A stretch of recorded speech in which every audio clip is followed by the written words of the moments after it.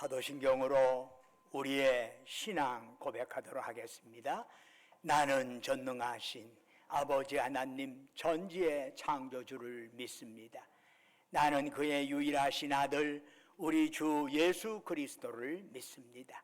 그는 성령으로 잉태되어 동정녀 마리아에게서 나시고 본디오 빌라도에게 고난을 받아 십자가에 못 박혀 죽으시고 장사된 지 사흘 만에 죽은 자 가운데서 다시 살아나셨으며 하늘에 오르시어 전능하신 아버지 하나님 우편에 앉아 계시다가 거기로부터 살아있는 자와 죽은 자를 심판하러 오십니다. 나는 성령을 믿으며 거룩한 공교회와 성도의 교제와 죄를 용서받는 것과 몸의 부활과 영생을 믿습니다. 아멘. 자리에 앉으셔서 찬송가 40장 부르시겠습니다.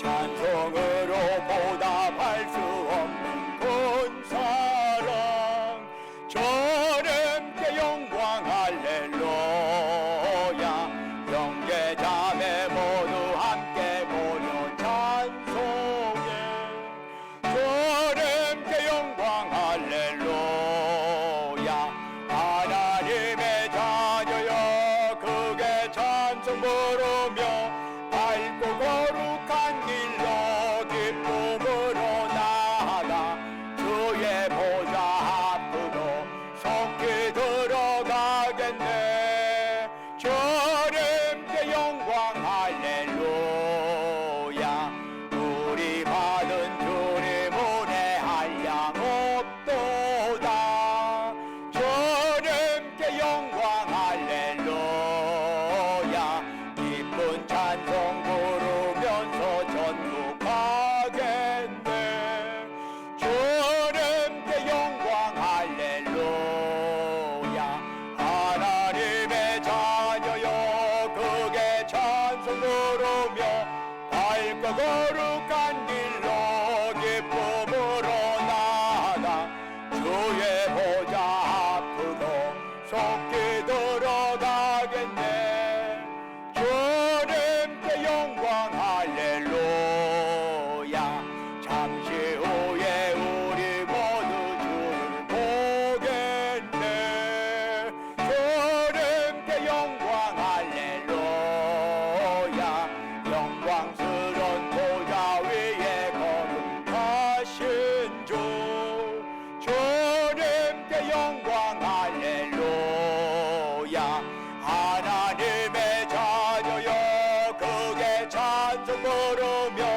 밝고 거룩한 길로 기쁨으로 나아가 주의 보좌 앞으로 속히 들어가겠네 주님께 영광 할렐루야 만국 백성 전국에서 소리 높여서 주님께 영광 할렐루야 영원토록 주의 공로 찬양하겠네 주님께 영광 할렐루야 하나님의 자녀여 크게 찬송 부르며 밝고 거룩한 길로 기쁨으로 나아가 주의 보좌 앞으로 속히 들어가겠네 주님께 영광 할렐루야. 예배를 위해서 박인선 장로님 나오셔서 기도하시겠습니다.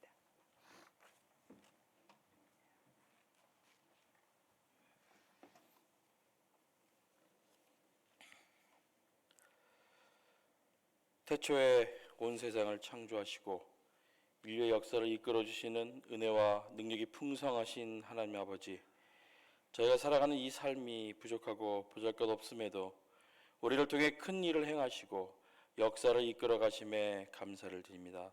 또한 오늘 이렇게 아버지 전에 나와 찬양과 경배로 주님께 예배드릴 수 있도록 인도하여 주신 은혜를 감사를 드립니다. 아버지께서 주신 은혜가 큼에도 불구하고 우리는 감사의 제목을 찾기보다 불평하기에 익숙하였고 주님의 가르침대로 서로 사랑하기보다는 상대방을 헐뜯기에만 혈안이 되어 있었음을 고백합니다. 우리의 죄가 크오나 지금 이 자리에 엎드려 주님께 회개하오니 주님께서 용서하여 주시옵소서. 우리 마음속에 있는 죄악의 잔존불씨를 다 소멸하도록 우리를 이끌어 주시옵소서. 하나님 아버지, 저희는 자연의 작은 변화 앞에도 무력하게 넘어질 수밖에 없는 연약한 존재입니다. 한동안 내린 집중호우로 인하여 산사태와 침수 같은 수해로 많은 인명피해가 발생이 됐습니다. 자연재해 인재까지 더해져서 많은 사람들이 고통을 받고 있습니다. 또한 매년 한반도를 찾아온 태풍과 집중호우에 우리는 어떠한 수단도 사용할 수가 없음을 고백합니다. 이럴 때 우리가 할 수 있는 것은 오직 기도밖에 없음을 주님 앞에 고백을 합니다. 주님의 피로 값주고 사신 이 교회를 더욱더 사랑하게 하시고 기도와 헌신의 영역에 더욱더 가속도가 붙게 하여 주시옵소서. 지금은 우리나라와 세계 위정자를 위하여 또한 정말 기도할 때입니다. 서로의 이익만을 생각하지 않고 함께 평화롭게 살아갈 수 있는 방법을 찾기 위해 오직 기도만이 필요할 때입니다. 우리의 어려움과 고통을 이길 힘이 기도에 있는 것을 깨닫고 매일매일 무릎으로 기도하는 저희가 되게 하여 주시옵소서. 7월 29일부터 유치부, 어린이부 여름수련회를 시작으로 중고등부와 청년부 여름수련회가 시작이 됩니다. 이번 여름수련회를 통하여 우리의 다음 세대를 이끌 자녀들이 예수님을 왕으로, 사랑으로, 무조건 순종함으로 당당하게 예수님을 모시는 바른 자세에 대해 깨달아 건강한 크리스찬으로 자라갈 수 있도록 인도하여 주시옵소서. 부모인 우리에게 맡겨진 자녀를 하나님 아버지의 마음으로 양육하는 청지 역할을 잘 감당할 수 있도록 인도하여 주시옵소서. 그래야 하나님의 형상을 닮은 우리 자녀들이 가나안 땅과 같이 혼탁한 세상에서 구별되어 살아갈 수 있도록 주님 인도하여 주시옵소서. 7월 31일부터 남경산 기도원에서 여름 축복 산상 성회가 열립니다. 한마음으로 섬기는 교회 공동체를 위하여 함께 기도하고 함께 울고 함께 웃는 참된 치유와 회복을 경험하는 귀한 은혜의 시간이 되게 하여 주시옵소서. 지금 이순태 담임 목사님의 뒤를 이어 신광교회를 새롭게 이끌어갈 목사님을 모시기 위한 청빙 정차를 진행하는 중에 있습니다. 모든 진행 절차와 마무리까지 아버지께서 하나하나 함께하여 주시어 하나님의 임재하심과 도우심을 찬양할 수 있는 아름다운 교회가 준비되도록 하시며 하나님의 인도하심을 감사로 준비할 수 있도록 주님 함께하여 주시옵소서. 이 시간도 질병으로 또한 경제적으로 어려움으로 인하여 또한 가정의 문제로 여러 가지 삶의 무게를 고통당하는 성도들에게 은혜를 베푸시어 현재 처해진 잠시 잠깐의 환난과 시련을 이겨낼 수 있는 새 힘과 능력을 허락하여 주시옵소서. 하나님 아버지, 이 시간 예배에 임재하여 주셔서 저희들의 모든 예배를 받으시고 합당한 은혜를 허락하여 주시옵소서. 말씀을 전하실 이준태 담임 목사님에게 복음의 선명한 능력을 허락하여 주시고 전하신 말씀을 통해 오직 믿음이 우리가 살아가야 할 삶의 이유인 것을 깨닫고 우리의 살아가는 삶의 방식이 변화되는 시간이 되게 하여 주시옵소서. 이 예배를 통하여 우리의 불순종함과 냉정한 마음 또 교만과 미움이 물러가고 그 자리에 성령만이 충만하게 임하여 주시옵소서. 주님의 은혜가 가득하여 주님을 깊이 가는 거룩한 시간이 되길 바라오며 하나님께서 홀로 영광 받아 주시옵소서. 우리를 죄 가운데서 구원하여 주신 예수 그리스도의 이름으로 기도드립니다.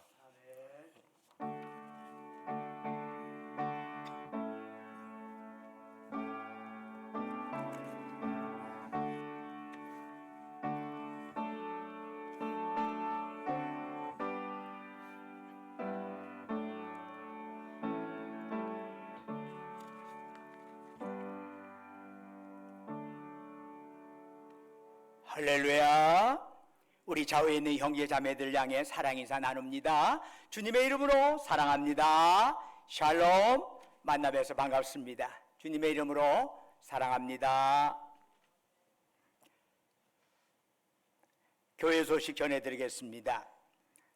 이번 주 토요일부터 주일까지 우리 주부 어린이부 여름 순회를 우리 교회와 박해에서 같이 이렇게 두 장소에서 가지려고 합니다.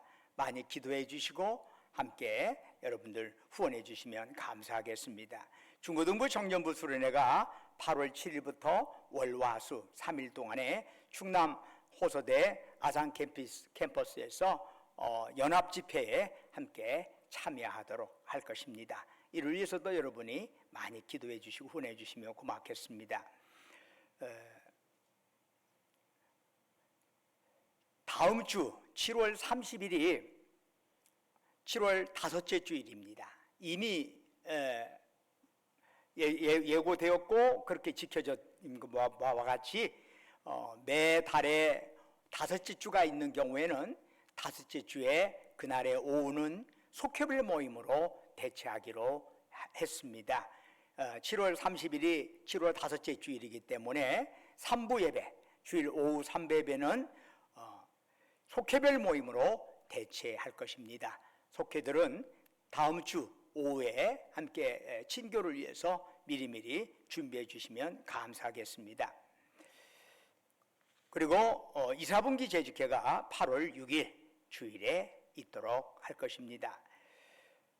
그리고 나머지는 주보를 참여해 주시고 오늘 또 특별히 현재 지금 우리 교회에서 총여신도의 주관으로 릴레이 기도가 이루어지고 있습니다. 물론 제가 내년 3월에 사임 은퇴하는 형태로 미리 그 이전에 정기노회 때 아마 그것이 수료가 될 겁니다. 그 이전에 이제 공백을 없애기 위해서 나름대로 후임자를 미리 선정하는 것이 좋겠다 이렇게 당회에서 결의가 되어서 그렇지 않고는 제가 은퇴하고 나서 또 다시 청빙하고 하다 보면 한 6개월 길게는 1년 정도의 형태의 공백이 있는 경우를 많이 보게 됩니다. 그러다 보면 교회가 담임 목사 없이 그냥 이렇게 흘러가는 외부에서 설교 목사를 청빙하는 형태로서 그렇게 이렇게 흘러가는 경우가 많은데 보기가 좋지 않습니다. 그래서 후임 저 있을 때 자연스럽게 바톤 타치할 수 있도록 후임 담임 목사 청빙에 대한 청빙위원회가 형성이 되었는데 이 진행 과정과 앞으로 일정에 대한 보고를 우리 이전 장로님 잠깐 나오셔서 설명해 주시겠습니다.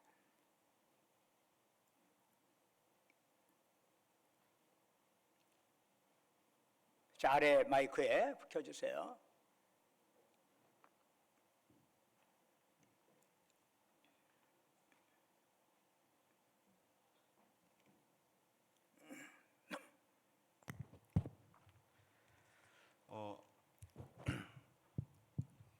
아침에 들어오실 때 주보에 삽지되어 있는 그 청빙 진행 경과 및 그 일정 보고를 참조하시면서 말씀을 드리도록 하겠습니다.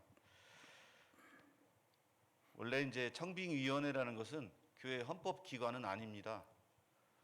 원래 담임 목사 청빙은요 당회에서 후보자를 결의해서 공동회의에 올려서 공동회의 출석 인원의 3분의 2 이상 찬성을 하면 담임 목사가 청빙이 되는 걸로 이렇게 교회 헌법에는 제정이 되어 있습니다. 그러나 교회에서 시무 장로, 그러니까 당회 그 5분의 장로님의 그 결의만 가지고는 조금 부족하지 않을까 이런 논의가 거쳐서요. 교회 전반적으로 그 교회를 대표하는 성도님들을 포함한 청빙위원회를 결성을 하였습니다. 그래서 지난 5월에 당회 결의로 총 9분으로 구성된 청빙위원회를 결성을 하였습니다. 시무장로 5분, 그다음에 남신도 제1남신도 회장님, 총여신도 회장님, 청년회장, 그다음에 원로장로 대표 이렇게 해서 총 9분으로 청빙위원회를 결성을 했습니다. 그리고 6월 4일 날 1차 청빙위원회를 개최를 하였습니다. 여기서는 청빙위원장과 서기를 선출을 하였습니다. 위원장은 이재준 장로, 그다음 서기 송영록 장로 이렇게 2분이 선출이 됐고요. 이어서 청빙 그 공고 관련한 기준을 마련을 하였습니다. 6월 9일 날은 한국기독교장로회 홈페이지에 담임 목사 청빙 공고를 하였습니다. 여기에는 이제 자격과 제출 서류, 제출 기한 및 방법 등을 게시해서 7월 9일까지 서류 접수를 마감을 또 하였습니다. 그래서 최종 저희 교회 31분이 지원을 하였습니다. 7월 15일 날은 제2차 청빙위원회를 소집해서 지원하신 31명에 대해서 1차 서류 심사를 하였습니다. 여기서는 일단 저희가 그 공고한 그 기준에 부합하지 못한 분들 5분을 제외를 시켰습니다. 지금까지 2차 청빙회까지 해서 1차 서류 심사를 마쳤고요. 향후 일정은 이제 오늘 7월 23일 오늘 26명의 그 대상으로 해서 지금 저희한테 냈던 지원서를 면밀하게 이제 심사를 개시를 합니다. 인품이나 그다음에 설교, 비전과 목회 리더십, 교육, 양육, 그다음에 목사님, 사모님 이렇게 해서 전체적으로 6, 7가지 항목을 해서 면밀하게 저희가 약 한 달 동안 심사를 하게 됩니다. 그래서 지금 현재 예정은 8월 19일 날 제3차 청빙위원회를 소집해서 방금 말씀드린 그 면밀 심사 2차 서류 심사를 통해서 약 6명으로 압축을 할 예정으로 있습니다. 그리고 9월 2일과 다 토요일입니다. 9월 2일과 9월 6일 양일간을 걸쳐서 6분을 대상으로 면접을 할 예정입니다. 그래서 이 면접을 통해서 3명을 확정한 후에 제가 처음에 말씀드린 대로 청빙위원회가 적법한 원래 그 헌법기관은 아니기 때문에 다시 당회로 이 마지막 3분을 보고를 하게 됩니다. 그러면 9월 10일쯤 저희가 당회에서 최종 이제 공동회에 상정할 최종 1인을 선발 방법을 이제 논의를 하게 됩니다. 당회에서. 그래서 여기서 확정이 된다 그러면 지금 예정으로는 10월 8일 날 공동회의를 개최를 할 예정입니다. 공동회의는 한 1, 2주 전에 저희가 계속 사전에 공지를 해드리겠습니다. 그래서 공동회의를 통해서 출석 인원의 3분의 2 이상이 찬성을 하시면 최종 그 신광교회 담임 목사님으로 청빙을 확정을 하게 될 것입니다. 지금까지 경과한 내용과 향후 일정에 대해서 간략하게 보고를 드렸습니다. 예배 광고 시간이라 더 자세하게 긴 시간 할애를 할 수가 없지만 앞으로 계속해서 그 재직회나 이런 걸 통해서 진행되어 있는 상황을 보고를 드릴 거고요. 질문이나 그다음에 기타 의견이 있으시면 그런 시간들을 활용해서 의견을 제시해 주시면 감사하겠습니다.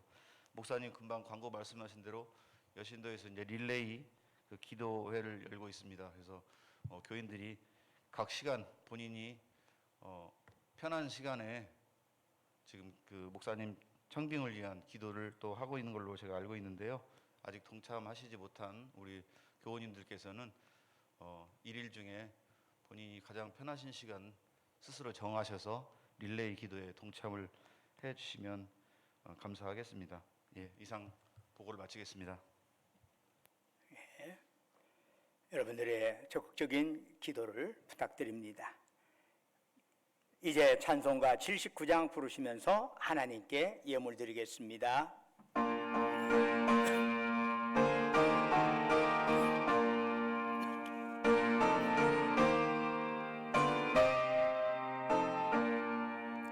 주 하나님 지으신 모든 세계 내 마음속에 그리워볼 때 하늘의 별 울려 퍼지는 뇌성 주님의 권능 우주에 찬네 주님의 높고 위대하심을 내 영혼이 찬양하네 주님의 높고 위대하심을 내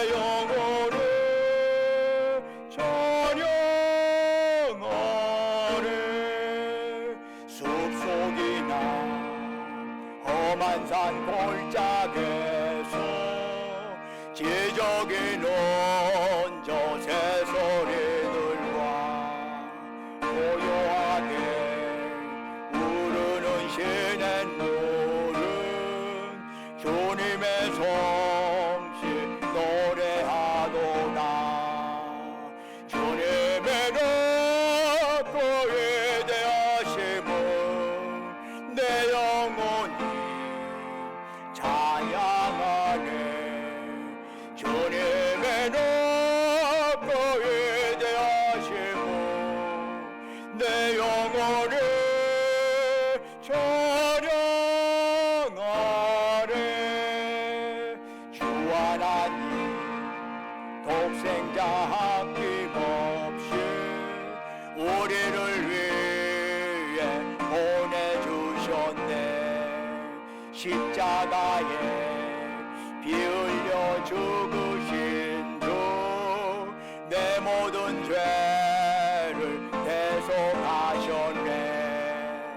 주님의 높고 위대하심을 내 영혼이 찬양하네. 주님의 높고 위대하심을 내 영혼이 찬양하네. 내 주 예수 세상에 다시 올 때 천천국으로 날 인도하리. 나 겸손히 엎드려 경배하며 영원히 주를 찬양하리라. 주님의 높고 위대하심을 내 영혼이 찬양하네. 주님의 높고 위대하심을 내 영혼이 찬양하네. 은혜와 사랑이 충만하신 아버지 하나님, 거룩한 성회를 저희들에게 허락하시고 이 아침 주회전에 나와서 이처럼 예배드릴 수 있도록 이곳으로 지금까지 보살피시고 인도하신 주님, 이 시간 저희들 주님을 앙망하면서 우리의 마음 뜻 정성 힘 다해 주님께 예배드리오니 오직 주님만이 우리가 드리는 찬양 영광 홀로 받으시옵소서.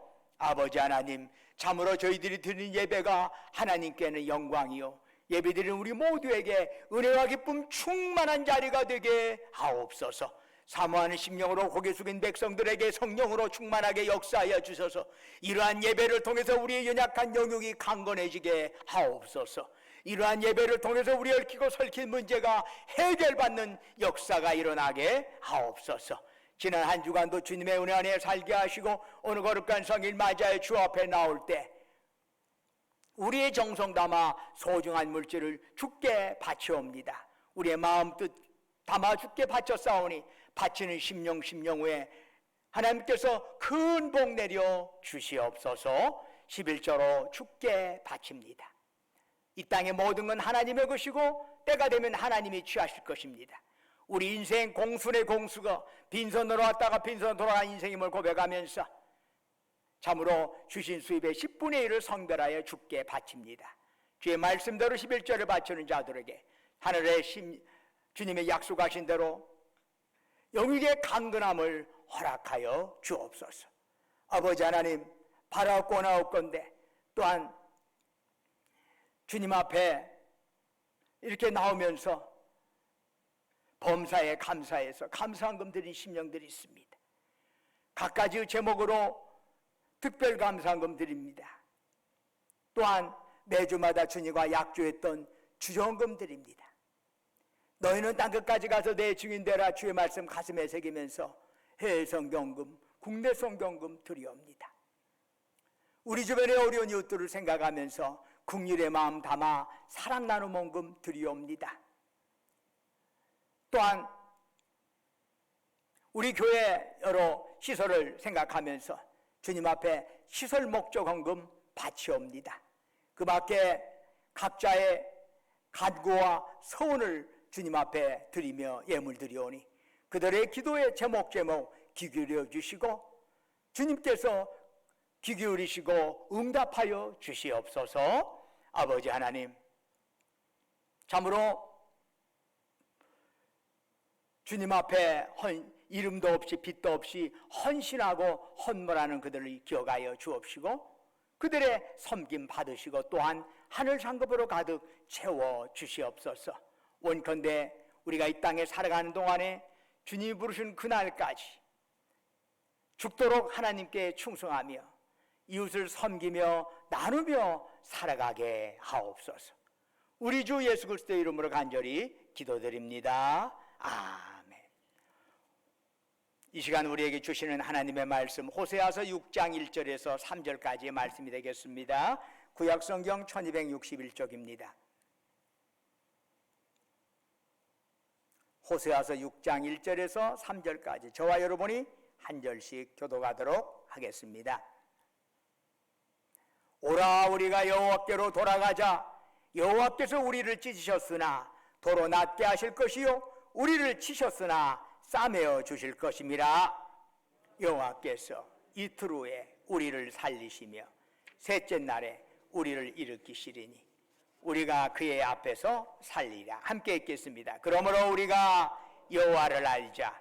힘써 여호와를 알자. 그의 나타나심은 새벽빛같이 어김없나니 비와 같이 땅을 적시는 늦은 비와 같이 우리에게 임하시리라 하니라. 아멘. 오늘 예배에 참여한 여러분 모두에게 그리고 온라인을 통해서 이 예배에 동참하는 여러분 모두에게 하나님의 놀라운 축복과 평강이 함께하기를 주의 이름으로 축원합니다. 점쟁이나 무당을 찾아가서 자신의 소원을 말하고 비는 사람들을 보면은 나름대로 진지함이 있습니다. 그 장난을 하는 게 아닙니다. 그들 나름대로 진지함을 가지고 때로는 무당에 써주는 부적 정말 소중히 여깁니다. 보물단지처럼 여깁니다. 좀 용하다 소문난 무당의 굿 한 번 받기 위해서는 지불하는 액수를 보면은 그리스도인들이 일반적으로 바치는 헌금 액수와는 비교가 되지 않을 만큼 어마어마합니다. 그럼에도 불구하고 그들을 가리켜 신앙인이라고 말하지 않습니다. 아무리 거역을 무당에게 바친다고 할지라도 사람들은 그들을 가리켜서 미신을 쫓고 있다라고 말합니다. 그러면 미신과 신앙의 차이는 어디에 있는 걸까요? 미신은 내게 있는 돈이나 재물을 가지고 신을 달래려 합니다. 나의 목적을 이뤄달라고 신을 달래서 나의 욕망을 성취하고자 합니다. 그러나 정작 자기 자신은 변화하지 않습니다. 신을 바꾸려고 하고 나는 안 바꾸려고 합니다. 그게 미신입니다. 반면에 신앙은 인간이 절대자이신 하나님을 좌지우지할 수 없다는 사실을 알고 하나님 앞에서 내가 변화되어 가는 것입니다. 즉 신앙과 미신의 차이는 나의 변화가 있느냐 없느냐에 따라 달려있는 것입니다. 그렇게 보면 아무리 우리가 예배당에 나와 앉아있다고 할지라도 내 목적을 성취하기 위하여 하나님을 달래는 데만 관심한다면 그것은 미신을 쫓는 행위에 함께 발을 뒤로 놓는 것과 다를 바가 없습니다. 그러나 참된 신앙인이라면 날마다 그분의 말씀 앞에서 내가 바뀌어져 가는 것입니다. 내가 변화되어 가는 것입니다. 구약시대부터 신약시대에 이르기까지 하나님을 우상처럼 섬기는 사람도 있습니다. 왜 그래요? 하나님 말씀에는 관심 없고 나의 욕망만이 관심이 있어서 교회 다니는 사람들은 내 뜻을 이루기 위해서 모든 것을 하게 된다면 하나님을 우상처럼 섬기는 것입니다. 그러면 참된 신앙인이 되기 위해서는 어떻게 할까요? 먼저 믿음의 대상이신 하나님을 바르게 아는 것이 중요합니다. 참된 믿음은 그 대상을 바로 아는 것으로부터 시작이 됩니다. 바르게 알아야 내가 바르게 변화될 수 있기 때문입니다. 우리 모두 하나님을 믿는다고 말하지만 각자 마음속에 그리고 있는 하나님의 이미지가 똑같은 것은 아닙니다. 성장 과정, 갓 태어나면 영아가 유아가 되고 아동이 되는 그 과정에 있어서 그들의 일차적인 신은 바로 부모님이었습니다. 부모님을 통해서 양육되는 방식에 의해서 하나님의 이미지가 마음에 새겨지게 되는 겁니다. 그러면서 그 부모의 이미지가 엄격하게 되면 하나님의 이미지도 되게 엄격하게 됩니다. 결국 이 부모의 이미지가 하나님의 이미지가 되면서 점차적으로 이제 성경책을 읽고 말씀을 듣고 그러면서 우리가 가졌던 이미지가 점차 성경적 이미지로 변화되어 가는 것이지요. 이것이 올바른 신앙인의 모습인 것입니다. 일단 그런데 사람들에 따라서 하나님의 가지고 있는 이미지가 매우 다르다는 건 분명합니다. 그만큼 양육 환경이 다르기 때문이죠. 그렇다면 우리가 바른 신앙 가지려면 내가 생각하는 하나님이 아니라 성경에 명시된 하나님을 믿어야 할 것입니다. 그러면 성경을 통해서 자신을 드러내신 하나님의 모습은 어떤 것일까요? 첫째로 하나님은 우리의 필요한 것을 아시는 분입니다. 마태복음 6장 7절 이하에 이런 말씀이 있죠. 또 기도할 때 이방인과 같이 중언부언하지 말라. 그들은 말을 많이 하여야 들을 줄 생각하느니라. 그러므로 그들을 본받지 말라. 구하기 전에 너희에게 있어야 할 것을 하나님 너희 아버지께서 아시느니라. 대부분의 기도들은 하나님께서 나의 사정을 모르기 때문에 내가 하나님께 내 사정 알려야 한다라고 하는 전제로부터 시작이 됩니다. 그러다 보니까 기도의 내용이 당장 우리에게 필요한 것들, 먹고 사는 문제를 뛰어넘기가 어렵습니다. 그러나 예수님께서 분명히 말씀하십니다. 너에게 있어야 할 것을 하나님 너희 아버지께서 아시느니라. 우리의 믿음과 기도는 바로 이러한 인식으로부터 시작되어야 하는 것입니다. 어린아이에게 있어야 할 것을 여러분, 어린아이가 더 잘합니까? 부모가 더 잘합니까? 당연히 부모가 더 잘합니다. 지금 밥을 먹어야 할 때인지 약을 먹어야 할 때인지 무엇을 해야 할 때인지 부모가 잘합니다. 세상에 어느 자식이 엄마 아침밥 주세요, 엄마 점심밥 주세요, 엄마 저녁밥 주세요 일일이 요구하고 나서 밥을 얻어 먹습니까? 오히려 자식은 노느라고 밥 먹을 생각을 못합니다. 그런데 부모가 일일이 불러가지고 밥 챙겨줍니다. 밥 먹으라고, 코 안에다가 밥 먹으라고 이자. 어린아이에게 필요한 것은 아이 자신보다 부모가 더 잘합니다. 대체로 아이들이 조르는 거 달짝지근한 과자나 초콜릿처럼 없어도 좋을 것들이 많습니다. 반면 부모가 미리 알고 챙겨주는 것은 아이에게 없으면 안 되는 것들입니다. 우리에게 꼭 있어야 될 것들을 우리가 달라고 기도하지 않아도 하나님께서 다 주셨습니다. 공기도 주셨고 태양도 주셨습니다. 반면 우리가 늘 달라고 주님께 조르는 것은 실상 우리에게 없어도 별 문제 없는 것들이 대부분입니다. 그러므로 하나님은 내게 필요한 것들을 미리 아신다라고 하는 것을 믿음의 출발점으로 하느냐 그렇지 않느냐에 따라서 그 믿음의 질은 전혀 달라질 수 있는 것입니다. 이제 하나님께서 우리의 필요를 미리 아신다는 것을 믿는다면 우리는 어떤 기도를 하며 어떤 삶을 살아야 할까요? 마태복음 6장 33절에 예수님께서 말씀하시죠. 너희는 먼저 그의 나라와 그의 의를 구하라. 그리하면 이 모든 것을 너희에게 더하시리라. 그의 나라와 그의 의를 구한다는 건 뭐죠? 하나님의 나라와 의를 위하여 인생의 초점을 맞추는 것입니다. 모두가 목사가 되라는 얘기가 아닙니다. 모두가 장로가 되라는 이야기가 아닙니다. 내가 있는 그 자리에서 사업을 하면서 사는 사람은 사업을 통해서 하나님 나라와 의에 초점을 맞추는 겁니다. 공부하는 사람은 공부하는 자리에서 하나님 나라와 의를 맞추는 것입니다. 어느 직장을 다니는 사람은 그 직장 그 자리에서 하나님 나라와 의를 위하여 초점을 맞추는 것입니다. 모두가 똑같은 직장을 가져라는 게 아니라 자기에 있는 그 자리에서 그 마지막 포커스가 하나님 나라와 그를 향해서 걸어가라는 얘기입니다. 이 세상에서 죽으면 다 놓고 갈 것에 내 인생 바치지 말고 영원히 함께할 하나님 나라와 그 일을 위하여 기도하며 섬기면서 살아가시기를 주의 이름으로 축원합니다. 둘째로 하나님은 우리에게 더 좋은 것을 주시는 분입니다. 예수님께서 마태복음 7장 9절 이하에서 하신 말씀이 있어요. 너희 중에 누가 아들이 떡을 달라 하는데 돌을 주며 생선을 달라 하는데 뱀을 줄 사람이 있겠느냐? 너희가 악한 자라도 좋은 것으로 자식에게 줄 줄 알거든. 하물며 하늘에 계신 너희 아버지께서 구하는 자에게 좋은 것으로 주시지 않겠느냐? 세상에 다 손가락질하는 아주 나쁜 사람이라고 할지라도 그 부모는 자식에게 좋은 것을 줄 줄 압니다. 그것이 부모의 심정이죠. 하물며 하나님 아버지께서 그 자녀들에게 좋은 것을 주시지 않겠느냐라는 말씀이에요. 제가 목회를 하면서 느낀 것은 하나님을 믿는다는 사람들 중에서 계엄 예배를 드리는 사람들은 꽤 있어도 폐업 예배를 드리는 사람을 만난 적은 아직 없습니다. 그러나 예수님께서 말씀하십니다. 하늘 아버지께서 더 좋은 곳으로 주시지 않겠느냐? 내가 실패한 바로 그때 저 좋은 것을 계획하시는 하나님이 우리의 함께 하심을 믿으시기를 축원합니다.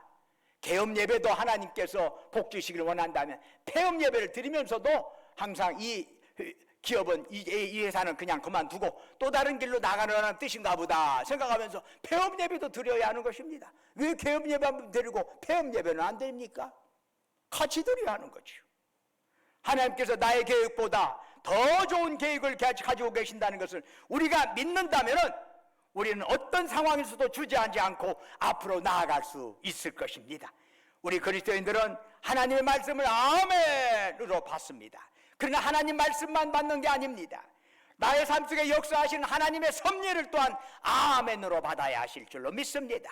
내가 원하는 방향이 아니라 할지라도 다른 방향이라 할지라도 하나님 안에서는 항상 예가 된다. 하나님 안에서는 항상 아멘이다. 나보다 나를 더 잘 아시는 하나님께서 나를 더 좋은 곳으로 인도하실 것이다. 믿고 내 뜻대로 안 돼도 그 속에서 아멘 하는 것이 하나님의 섭리를 바라보는 신앙이에요. 내가 실패했다고 할지라도 그 실패 속에 하나님께서 내게 주시는 더 큰 은혜가 있다는 사실을 믿는 것입니다. 병에 걸릴 때 병으로부터 낫는 데만 관심한다면 그 병을 통해서 하나님과 더 깊은 교제를 나누지는 못합니다. 그러나 이 병도 하나님의 큰 섭리 가운데 주어진 것이라고 믿는다면 병을 통해서 주시는 하나님의 뜻을 깨닫고 그 속에서 기도하고 더 깊은 것을 우리가 깨달아 알 수 있는 것입니다. 그러므로 어떤 상황에서는 꼭 기억하시기 바랍니다. 하나님은 그 상황을 통해서 우리에게 더 좋은 것을 주시는 분이라는 사실 꼭 믿으시기를 축원합니다. 창세기 32장을 보면은 야곱이 20년 동안 외삼촌 라반의 집에서 더부살이 하다가 드디어 이제 많은 가족과 재물을 거느리고 고향 땅으로 향하게 되었습니다. 마침 야곱이 고향 땅으로 돌아온다는 소식을 듣고 그 야곱을 만나러 오는 사람이 있었습니다. 누굽니까? 에서입니다.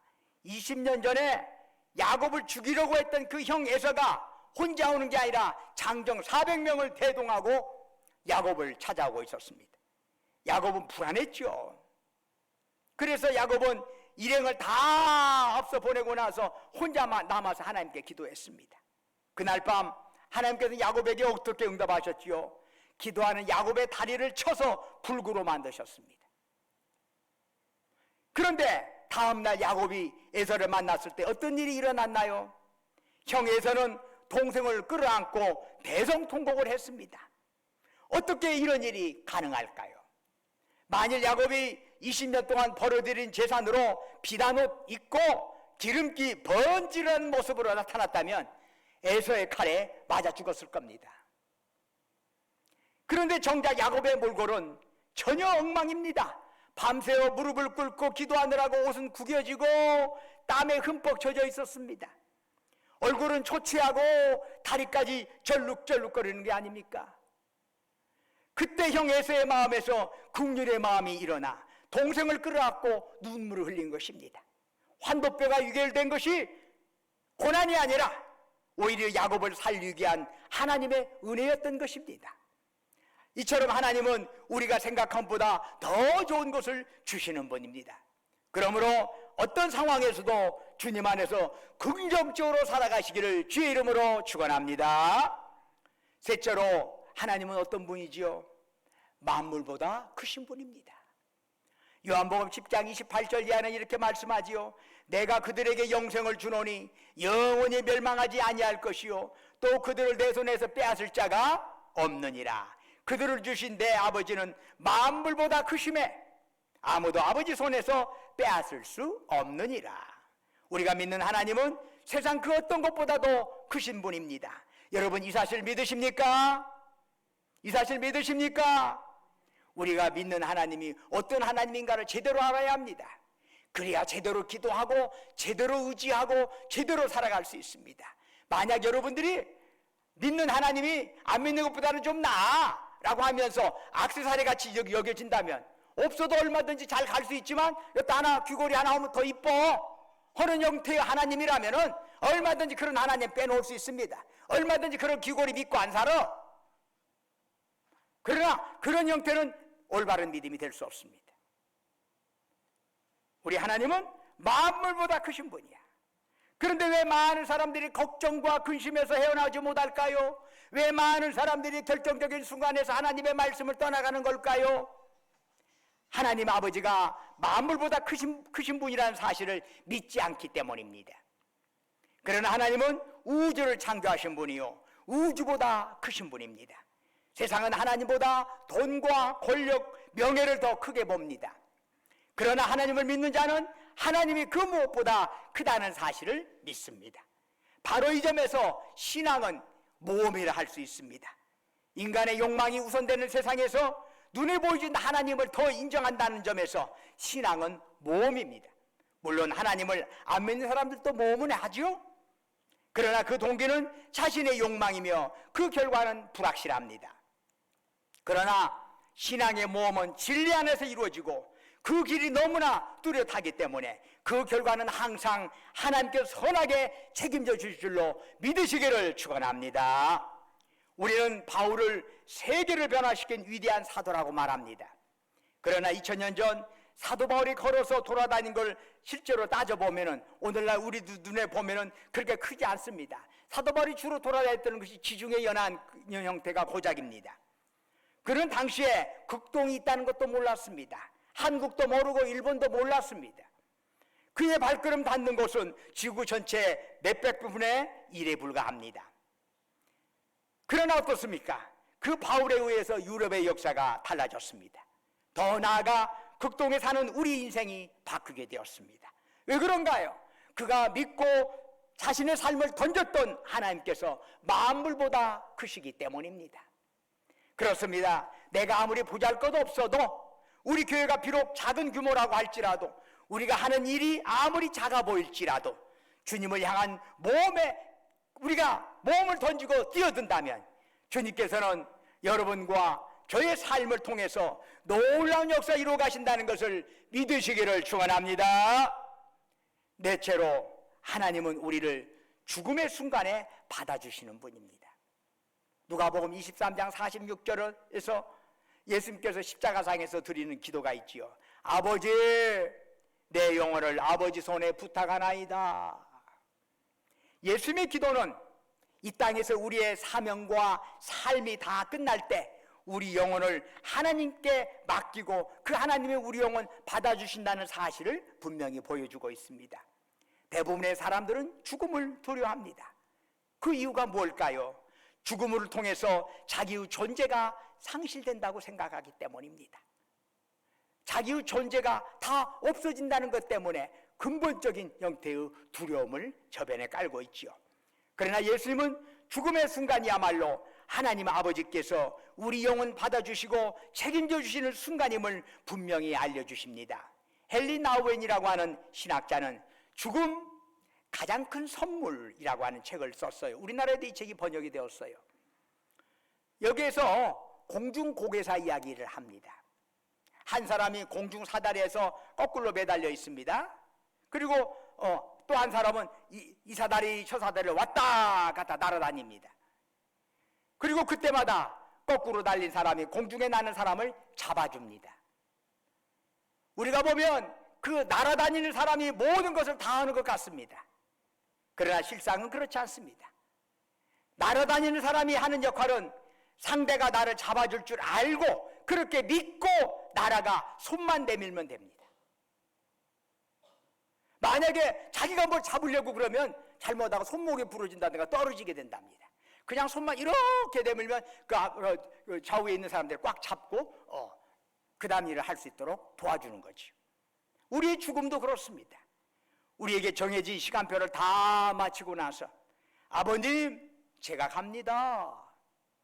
두 손 들고 나아갈 때 주님은 우리의 손을 붙잡아 영원한 나라로 인도해 주십니다. 그래서 우리는 주님으로부터 받은 이 땅에서의 사명 감당하다가 주님 부르시는 그날 기쁨과 소망으로 세상을 떠날 수가 있는 것입니다. 지금까지 우리는 하나님에 관하여 4가지를 살펴보았습니다. 하나님은 신전에 앉아있는 신상도 아니고 인간을 두렵게 하는 가공스러운 존재도 아닙니다. 예수님은 그분을 마가복음 14장 36절에서 아빠라고 부르셨습니다. 오래전 제가 이스라엘 여행할 때 길을 가는데 뒤에서 한 어린아이가 아빠 이렇게 불렀습니다. 그래서 한국에서 여행 거기 왔나 싶어서 뒤를 돌아봤더니 그 아이는 한국 사람이 아니라 유대인 아이였습니다. 그런데 발음이 우리하고 똑같이 아빠입니다. 뜻도 아빠입니다. 아빠를 부를 때 아빠라고 부릅니다. 예수님께서는 하나님을 그렇게 불렀습니다. 그런데 예수님만이 그렇게 부를 수 있는 건 아니라죠. 예수님을 믿고 순종하는 자들을 하나님은 자녀로 받아주셨기에 우리 역시 하나님을 아빠, 아버지라고 부를 수 있는 것입니다. 지금 이 성전 안에 아버지의 영이 우리와 함께 하시는 것을 믿으시기를 바랍니다. 우리 모두 하나님 아버지를 진정 마음속에 모셔드리기를 바랍니다. 우리의 이 예배가 참으로 하나님께서 받으실 만한 예배가 되려면 이 예배에서 받은 말씀을 가지고 우리의 나머지의 삶이 항상 주님의 숨결을 손에 느끼고 우리 가슴에 느끼면서 살아가야 하는 것입니다. 그것이 올바른 예배요 올바른 삶이라 할 수 있습니다. 예배 1시간 드리고 나가면 예배는 등 돌리고 이 세상 내 맘대로 살아가 하는 형태는 올바른 예배도 아니고 올바른 삶도 아닌 것입니다. 여러분, 이곳에 주의 영이 계시는데 이제 그 하나님과 정말 진지한 관계를 맺으면서 살아가며 매 순간 그분 느끼고 그분의 손 꼭 붙잡고 인생길 걸어가시기를 주의 이름으로 축원합니다. 하나님의 자녀인 우리를 하나님께서 기뻐해 주시고 그래서 여러분의 남은 인생이 지금보다 더욱 아름답게 펼쳐지기를 주의 이름으로 축원합니다. 기도하겠습니다. 은혜와 사랑이 충만하신 아버지 하나님, 올바로 주님 바라보고 주님 이용하지 아니하고 주님께 나 자신을 던지는 그리고 주님 뜻대로 살아가면서 나머지의 삶을 가득 채우는 그런 삶 살아가게 하옵소서. 예수님 이름으로 기도드립니다. 아멘. 다 같이 일어나셔서 찬송가 54장 부르시겠습니다.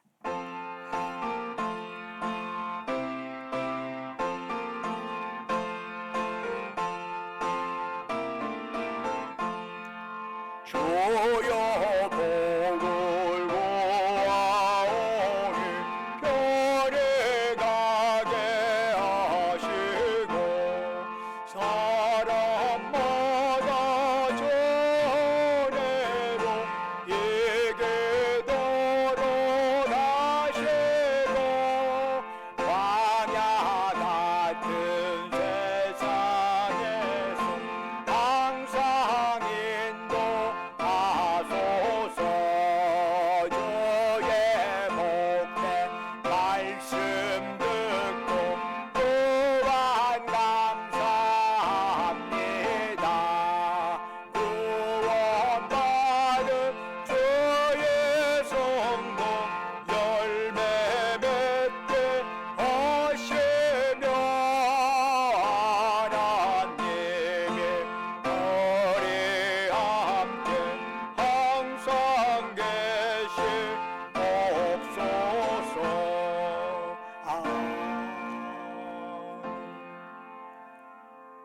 이제는 주 예수 그리스도의 은혜와 아버지 하나님의 만극하신 사랑과 성령님의 감화감동 충만케 하심의 역사가 참으로 우리를 구원하신 주님 바로 보면서 참으로 바로 깨닫고 바른 신앙으로 그렇게 살겠노라고 다시 한번 다짐하는 사랑하는 주의 백성들, 그 일을 속해 있는 가정과 직장과 사업장 위에 외지에서 공부하느라 직장 다니느라 군복무하러 수고하는 우리 아들 딸들 위해 지금도 영원토록 함께 하시기를 간절히 축원하옵나이다. 아멘.